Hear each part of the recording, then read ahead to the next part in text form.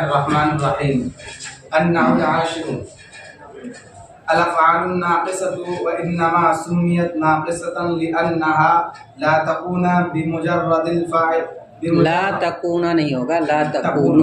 لا تكون بمجرد فاعل كلاما تاما فلا تخلو عن نقصان وهي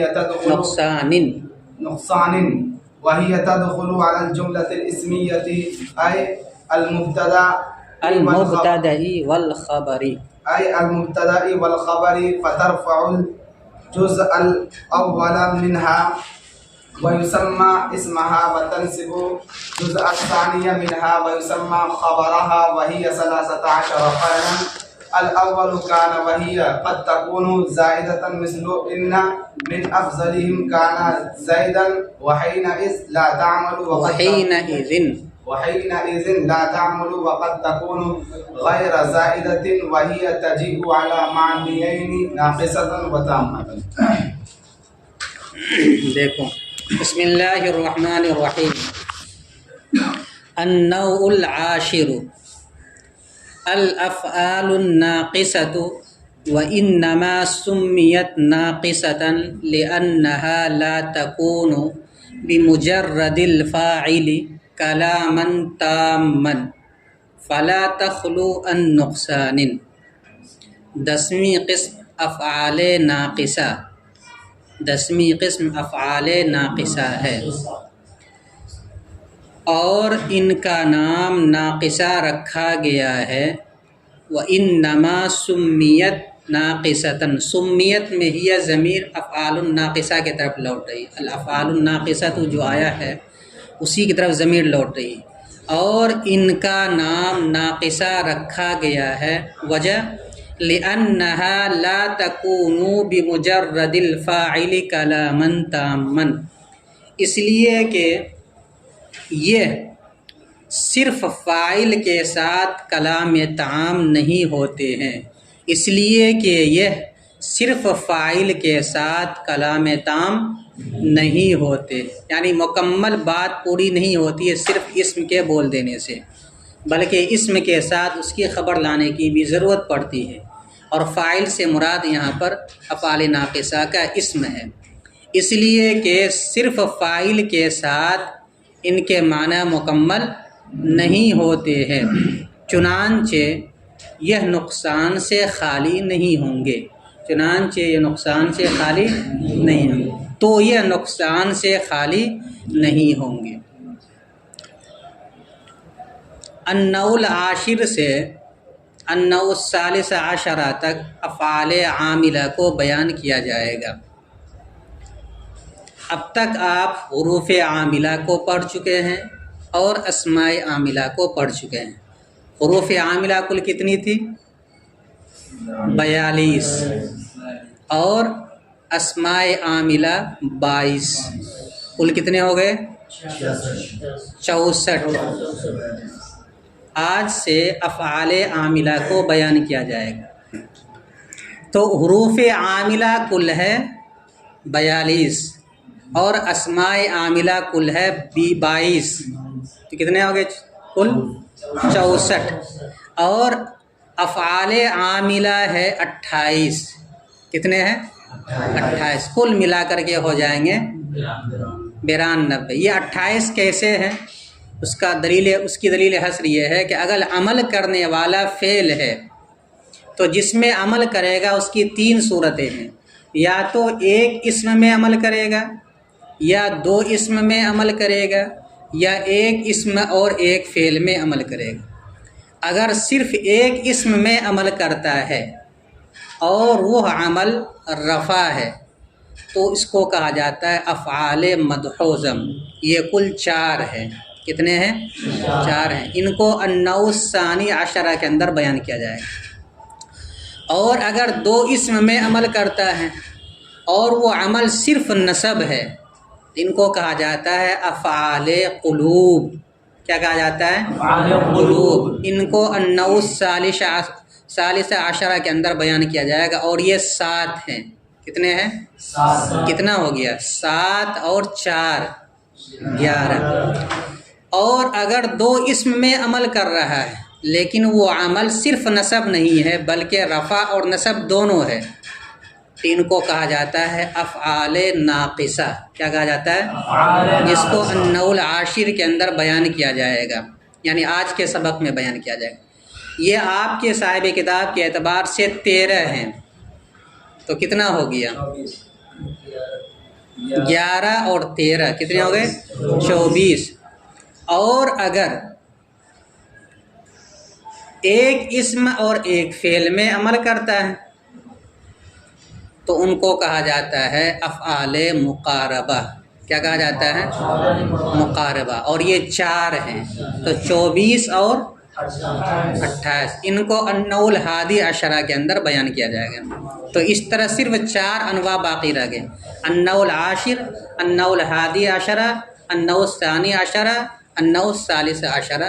یہ 4 انواع ہیں جس کے اندر 28 حروف افعال عاملہ کو بیان کیا جائے گا۔ تو آج کے سبق میں افعال عاملہ میں سے افعال ناقصہ کو بیان کیا جا رہا ہے۔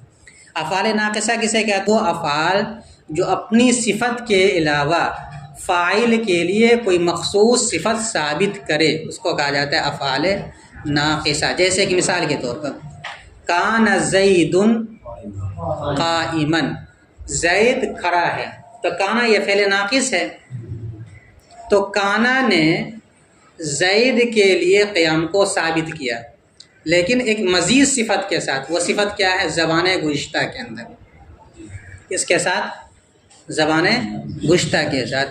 تو افعال ناقصہ کہا جائے گا ان افعال کو جو اپنے فاعل کو اپنی صفت کے علاوہ کسی مخصوص صفت کے ساتھ ثابت کرنے کے لیے وضع کیا گیا، ان کو کہا جاتا ہے افعال ناقصہ۔ ناقصہ کیوں کہا جاتا ہے؟ آپ کی کتاب کے اندر اس کی وجہ بیان کی گئی۔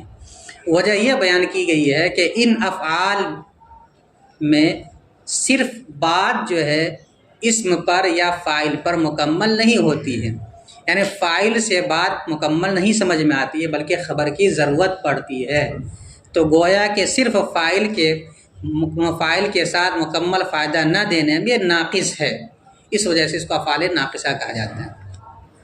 تو آپ کے صاحب کتاب نے کیا وجہ بیان کی ہے کہ چونکہ یہ افعال صرف فاعل سے اپنی بات کو مکمل نہیں بتلاتا ہے، اس وجہ سے ان کو افعال ناقصہ بیان کہا جاتا ہے۔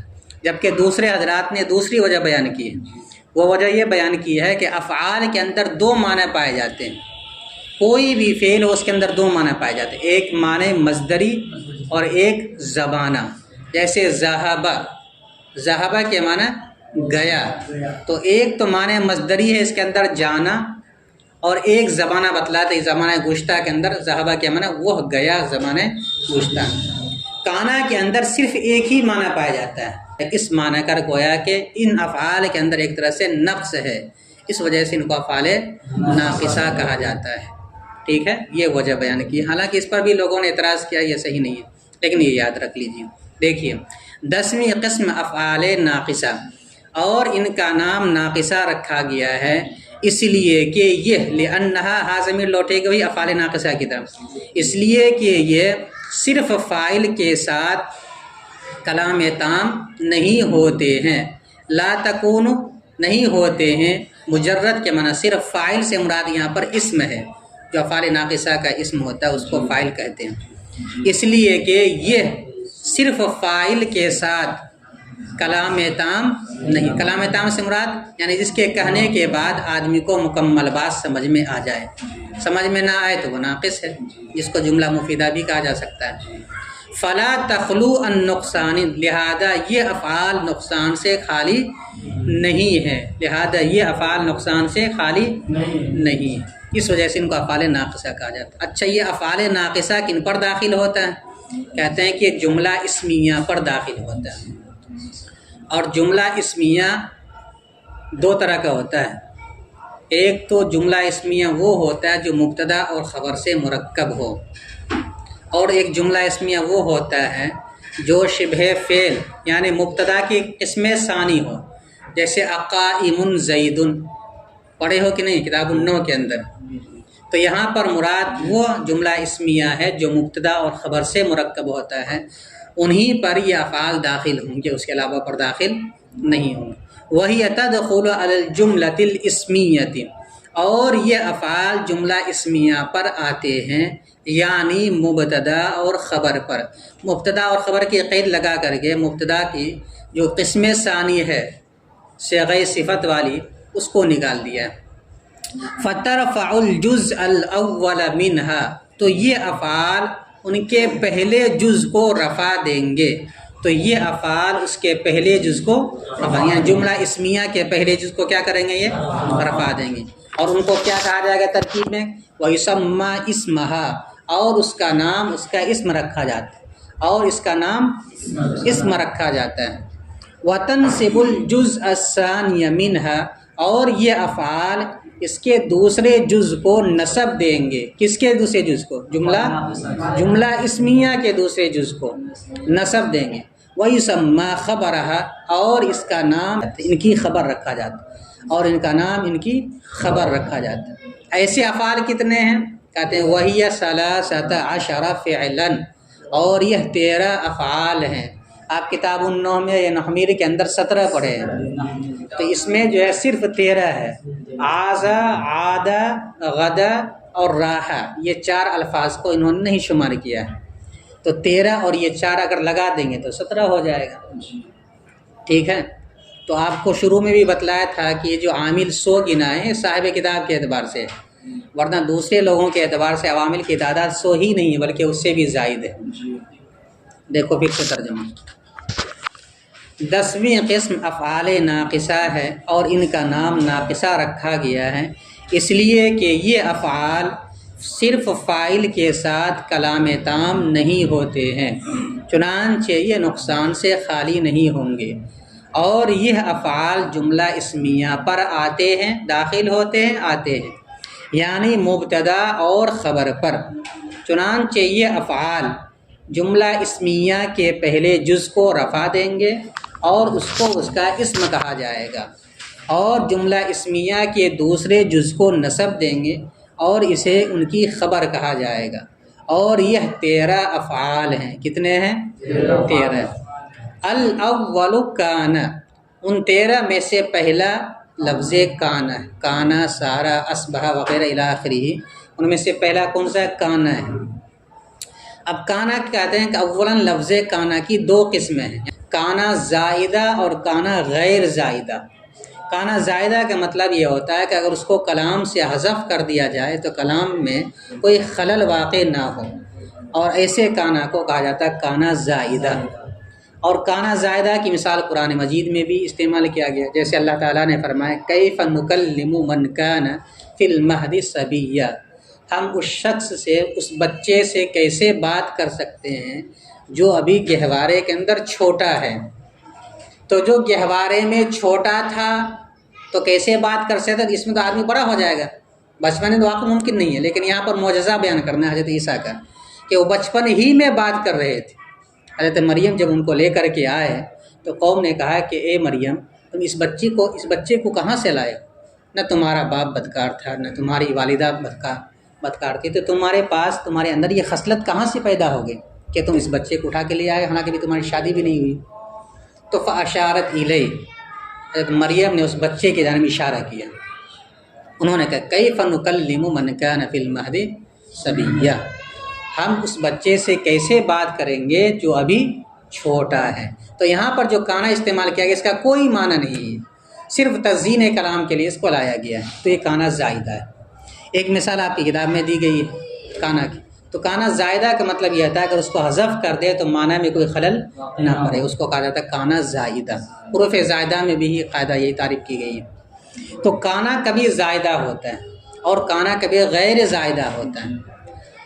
کانا غیر زائدہ اگر ہیں تو پھر اس کی 2 صورتیں ہیں، ایک کا نام کانا ناقصہ ہے اور دوسرے کا نام کانا تامہ۔ دیکھیے الاول کانا، پہلا کانا ہے، وہی قد تکون زائدتاً، اور یہ کبھی زائدہ ہوتا ہے، جیسے کہ ان من افضلہم کانا زیداً، ان لوگوں میں سب سے بہتر، یقیناً ان لوگوں میں سب سے بہتر زید ہے، تو کانا کا کوئی ترجمہ نہیں ہوگا۔ اچھا اگر کانا زائدہ ہے تو کیا کرے گا؟ عمل کرے گا یا نہیں کرے گا؟ کہتے ہیں وحینئذ لا تعملوا، اس وقت یہ عمل نہیں کرے گا۔ کون؟ لفظ کانا، کوئی عمل نہیں کرے گا۔ دیکھیے ابھی اس مثال کے اندر ان حرف مشبہ بالفعل ہے، من افضلہم یہ ان کی خبر ہے، کیونکہ جب جملہ کے اندر ظرف اور غیر ظرف دونوں آ جائے تو ظرف کو خبر بناتے ہیں اور غیر ظرف کو اسم بناتے ہیں، تو من افضلہم کو بنا دیں گے ان کی خبر مقدم، اور آگے جو زید آ رہا ہے اس کو بنا دیں گے اس میں مؤخر، اس لیے کہ زید غیر ظرف ہے، کانا زائدہ کہلائے گا۔ وقد تکون غیر زائدۃ، اور کانا کبھی غیر زائدہ ہوتا ہے، اور یہ کتنے معنی میں آتا ہے؟ کہتے ہیں وہی تجیء علی معنیین، اور یہ کانا غیر زائدہ دو معنی کے لیے آتا ہے، نمبر ایک ناقصہ، نمبر دو تامہ۔ ناقصۃ و تامۃ اگر پڑھیں گے تو معنیین سے بدل بن جائے گا، اور ناقصۃ اور تامۃ اگر پڑھیں گے تو اس کا مبتدا محذوف نکال لیں گے، احدہما ناقصۃ و ثانیہما تامۃ، اور اگر ناقصۃ اور تامۃ پڑھیں جیسا کہ آپ لوگوں نے پڑھا تو اعنی نکال لیں گے، اعنی ناقصۃ اعنی تامۃ، ہم مراد لیتے ناقصہ کو، ہم مراد لیتے تامہ کو۔ دیکھو ترکیب، النوع العاشر مرکب توصیفی ہو کر مبتدا، الافعال الناقصۃ یہ بھی مرکب توصیفی ہو کر اس کی خبر، مبتدا اپنی خبر سے مل کر جملہ اسمیہ خبریہ ہو۔ خبر کبھی کبھی معرفہ بھی ہوا کرتا ہے، معرب باللام بھی ہوتا ہے، جیسے آپ پڑھیں کتاب النوع میں الدین النصیحہ، تو الدین مبتدا، النصیحہ اس کی خبر، اسی طرح النوع العاشر یہ مبتدا ہے، الافعال الناقصۃ اس کی خبر، تو الافعال الناقصۃ مرکب توصیفی ہو کر خبر، مبتدا خبر سے مل کر جملہ اسمیہ خبریہ ہوا۔ واو مستانفہ، انما کلمہ حصر، انما کو کیا بنائیں گے؟ کلمہ حصر۔ سمیت فعل مجہول، ہی ضمیر اس کا نائب فاعل، ناقصۃ مفعول بہ ثانی، ناقصۃ مفعول بہ ثانی، لام حرف جار، ان حرف مشبہ بالفعل، حرف جر کے بعد آ گیا تو اب اس کو انا پڑھیں گے، انا نہیں پڑھیں گے کیونکہ بیچ کلام میں ہو گیا، شروع کلام میں رہتا تو انا پڑھتے، یہاں حرف جر کے بعد آ رہا تو کیا پڑھیں گے اس کو؟ انا۔ انا حرف مشبہ بالفعل، ہا ضمیر اس کا اسم، لا تکون فعل ناقص، لا تکون فعل ناقص، ہی ضمیر کو بنا دیں گے ذوالحال، کیا بنائیں گے؟ با حرف جار مجرد مضاف، الفاعل مضاف الیہ، مضاف اپنے مضاف الیہ سے مل کر مجرور ہوا، با حرف جار، جار اپنے مجرور سے مل کر ثابتن کے متعلق ہو کر حال، اس سے ہی ضمیر سے، ذوالحال اپنے حال سے مل کر تکون کا اسم، کلامن موصوف تامن اس کی صفت، موصوف اپنی صفت سے مل کر مرکب توصیفی ہو کر لا تکونو کی خبر، لا تکونو فعل ناقص اپنے اسم و خبر سے مل کر جملہ فعلیہ ہو کر ان کی خبر، ان حرف مشبہ بالفعل اپنے اسم و خبر سے مل کر جملہ اسمیہ خبریہ ہو کر مجرور ہوا، لام حرف جار کا، جار اپنے حرف جار اپنے مجرور سے مل کر متعلق ہوا یا ظرف لغو ہوا، سمیت فعل مجہول ہے، سمیت فعل مجہول اپنے نائب فاعل مفعول بہ اور ظرف لغو سے مل کر جملہ فعلیہ خبریہ۔ فا نتیجیہ، لا تخلو فعل با فاعل، عن نقصان جار مجرور سے مل کر ظرف لغو ہوا، لا تخلو فعل کا، لا تخلو فعل اپنے فاعل اور متعلق سے مل کر جملہ فعلیہ خبریہ۔ واو مستانفہ، ہی مبتدا تدخل فعل با فاعل، ہی ضمیر وہی افعال ناقصہ کی طرف لوٹے گی، اعلی حرف جار الجملۃ موصوف الاسمیت اس کی صفت، موصوف اپنی صفت سے مل کر مرکب توصیفی ہو کر اس کو بنا دیں گے مفسر، اے حرف تفسیر المبتدا والخبر معطوف، معطوف علیہ سے مل کر تفسیر، مفسر اپنے تفسیر سے مل کر مجرور ہوا، اعلی حرف جار کا، اعلی حرف جار اپنے مجرور سے مل کر متعلق ہوا تدخلو فعل کا، تدخلو فعل اپنے فاعل اور متعلق سے مل کر جملہ فعلیہ ہو کر ہی مبتدا کی خبر، مبتدا اپنی خبر سے مل کر جملہ اسمیہ خبریہ ہوا۔ ترفع فعل ہی ضمیر فاعل، الجزء الاول مرکب توصیفی ہو کر ذوالحال، کیا بنا دیں گے اس کو؟ منہا ثابتن کے متعلق ہو کر حال، ذوالحال اپنے حال سے مل کر مفعول ہوا ترفع فعل کا، ترفع فعل اپنے فاعل اور مفعول سے مل کر جملہ فعلیہ خبریہ ہوا۔ وا مستأنفہ یسمى فعل مجہول ہوا ضمیر اس کا نائب فاعل، اسمہا مضاف الیہ سے مل کر اس کا مفعول بہ، یسمى فعل مجہول اپنے نائب فاعل اور مفعول بہ سے مل کر جملہ فعلیہ خبریہ۔ وا مستأنفہ تنصب فعل با فاعل، الجزء الثانیہ مرکب توصیفی ہو کر ذوالحال، منہا ثابتاً کے متعلق ہو کر حال، ذوالحال اپنے حال سے مل کر مفعول بہ تنصب فعل کا، تنصب فعل اپنے فاعل اور مفعول بہ سے مل کر جملہ فعلیہ خبریہ ہو۔ واو مستأنفہ یسمى فعل مجہول ہوا ضمیر اس کا خبرہا مرکب اضافی ہو کر مفعول بہ، یسمى فعل مجہول اپنے نائب فاعل اور مفعول بہ یعنی مفعول بہ ثانی سے مل کر جملہ فعلیہ خبریہ۔ واو مستأنفہ ہی مبتدا 13 ممیز فعلا تمیز، ممیز اپنی تمیز سے مل کر کے یہ مبتدا کی خبر، مبتدا اپنی خبر سے مل کر جملہ اسمیہ خبریہ ہوا۔ الاول مبتدا لفظ کانا اس کی خبر، مبتدا اپنی خبر سے مل کر جملہ اسمیہ خبریہ ہوا۔ واو مستأنفہ ہی مبتدا قد برائے تقلیل، قد برائے تقلیل، تکون فعل ناقص ہی ضمیر اس کا اسم زائدتاً اس کی خبر، فعل ناقص اپنے اسم و خبر سے مل کر جملہ فعلیہ ہو کر ہی مبتدا کی خبر، مبتدا اپنی خبر سے مل کر جملہ اسمیہ خبریہ ہوا۔ مثل مضاف ان حرف مشبہ بالفعل، من حرف جار، افضل مضاف ہم ضمیر مضاف الیہ، مضاف الیہ سے مل کر مجرور ہوا من حرف جار، من حرف جار اپنے مجرور سے مل کر ثابتن کے متعلق ہو کر خبر مقدم، کیا بنائیں گے اس کو؟